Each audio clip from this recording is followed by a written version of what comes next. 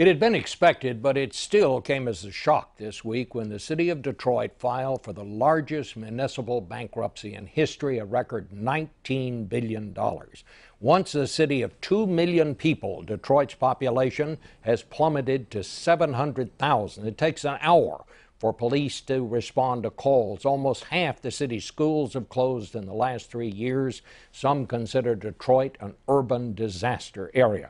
Joining us this morning in the studio here to talk about the city's problems, Michigan's Republican Governor Rick Snyder. Governor, thank you so much for coming.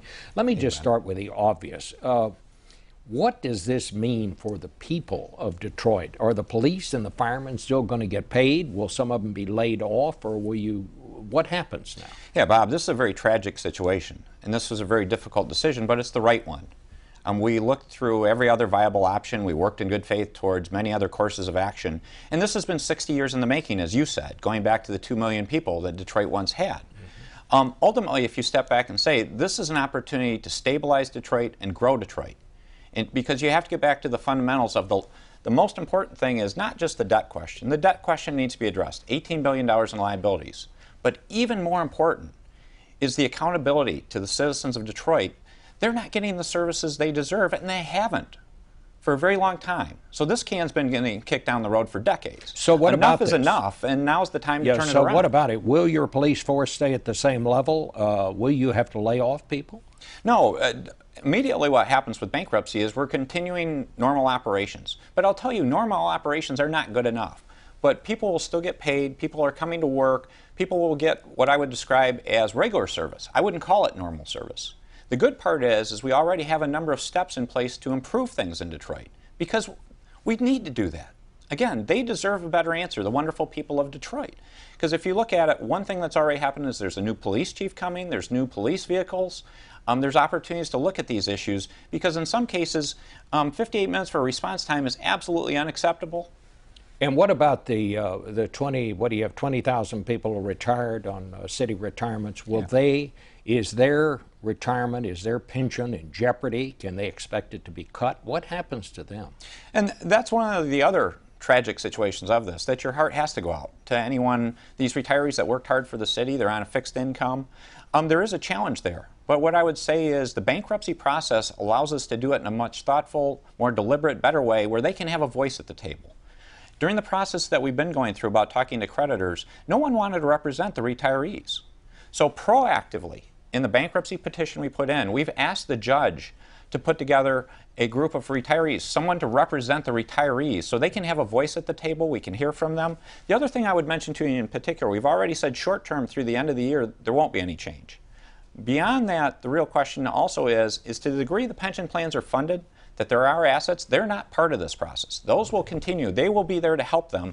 It's the unfunded piece, and there's a terrible history there of mismanagement, of poor investment, of other things that should get aired out public and should be part of this discussion. Let me ask you this. Mayor David Bing said this morning on ABC, I think, that no decision has yet been made on asking for a federal bailout.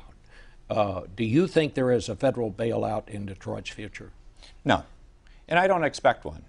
I've said before, the state cannot bail out the city of Detroit. And part of the context I would say that to you in is, it's not about just putting more money in a situation, it's about better services to citizens again. It's about accountable government.